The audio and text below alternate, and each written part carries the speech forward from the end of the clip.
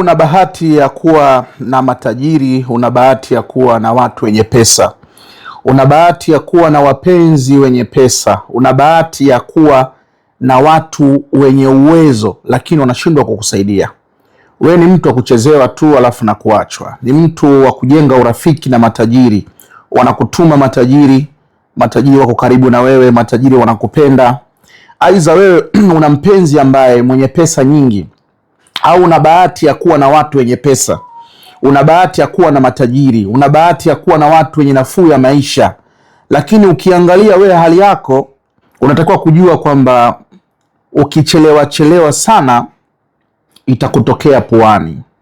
Una ukaribu na matajiri, una mpenzi mwenye pesa, una watu wenye nafuu ya kimaisha, una watu ambao wanaweza kukusaidia mambo yako yakafanikiwa, una urafiki na watu wenye hadhi ya kipesa kwenye maisha yao, lakini ukiangalia hali yako wewe jinsi ulivyo, lakini hawa watu umejaribu kuwaomba msaada sana wakusaidia, imekuwa ni shida.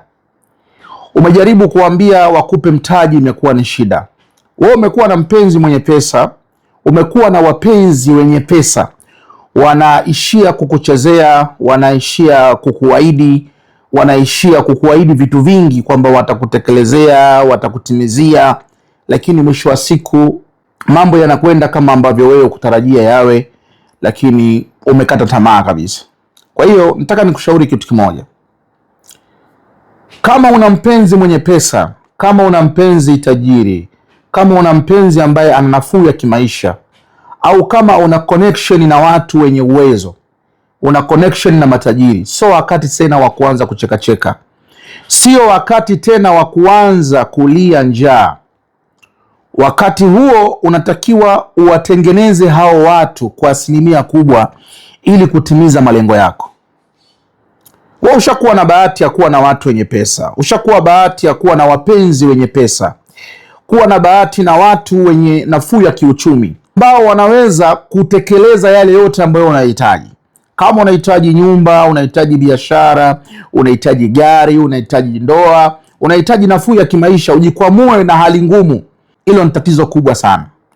Chukua maamuzi sasa. Usikubali mtu ambaye unamuona ana nafuu ya kimaisha, mtu ambaye unamuona ana pesa, mtu ambaye unamuona kabisa anaweza kukusaidia, lakini anaishia kukuahidi.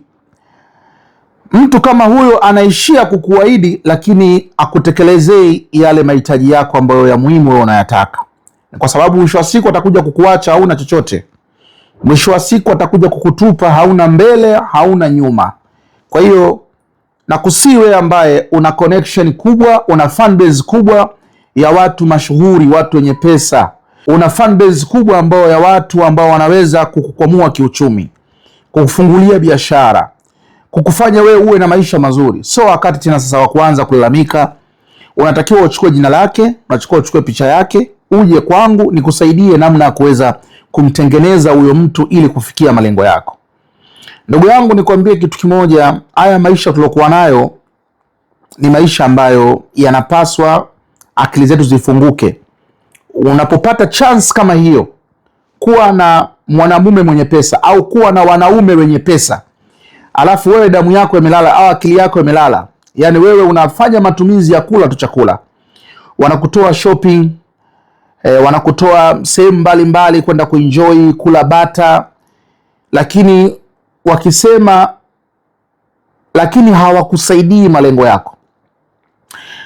Watu kama hawa wako tayari kuharibu gharama kwenye matumizi. Chochote unaweza kukitumia, iwe ni pombe unaweza ukanywa, iwe ni chakula kizuri unaweza ukanunuliwa, iwe ni chochote unaweza kufanyiwa, lakini kitu ambacho kitakufanya wewe kikuokoe, kikuondoe na umaskini, watu kama hao unatakiwa kuwatengeneza. Kwa sababu kwenye matumizi ya kawaida mtu yuko tayari kuharibu hata milioni 5. Mtu yuko tayari kuharibu hata milioni 10. Mtu yuko tayari kuharibu pesa ya gharama yoyote kukununulia chochote, lakini hayuko tayari kukupa pesa ili ufanye biashara.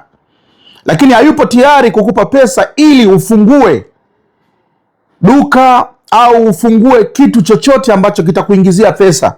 Mtu huyo hayuko tayari, lakini yuko tayari kukufanyia wewe matumizi, kufanyia shopping, kukununulia nguo za gharama, chakula kizuri, kuenjoy, kusafiri, kula bata.